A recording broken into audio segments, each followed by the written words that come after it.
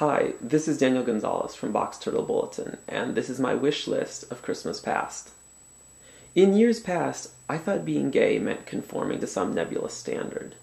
I had been told bits and pieces about what all gays are supposedly like in ex-gay therapy, and I'd observed my dorm roommate and his gay friends, who were really the only gay people I knew.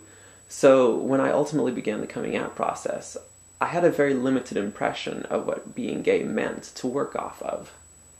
As you can imagine, in that very early stage of coming out, I struggled to grasp what being gay meant. Although much of that period of my life is either too painful to discuss or simply forgotten, some lighthearted details remain. Since Christmas is all too focused on material possessions, I'm going to discuss how in Christmas past, I believed certain material goods represented what it meant to be gay. First and foremost, I'd like to ask Santa of Christmas past for Robert Miles' album, Dreamland. After I'd left ex-gay therapy, literally the only gay people in my life were my roommate's friends, all of whom owned this album. Not surprisingly, as I progressed on my coming out process, I actually went out and bought the album, which I ultimately realized was crap, and that I could be gay and listen to good music. On a comic note, pretty much every gay person I knew at the time had a set of rainbow tea light holders and also pride ring necklaces. I would just like to add that although I did buy this CD, I never bought either of those two pieces of crap. I'd also like to ask Santa of Christmas past for a boyfriend, but not one of those queenie, femmy ones. I want a butch one like me. When I left ex-gay therapy, I was ready to be gay, but I still believed some of the things that I had been told in therapy.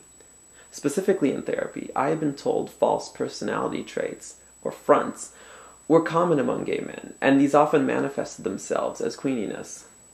Although I no longer believed therapy could change your sexuality, in my early coming out process, I still believed queeniness represented a flaw in personality, and was something I had no desire to associate with.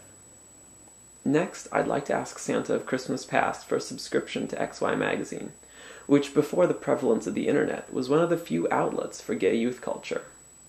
In addition to photos of hot guys of my own age, XY's articles taught a generation to be unapologetic about being gay and live our lives regardless of the anti-gay elements that may influence us.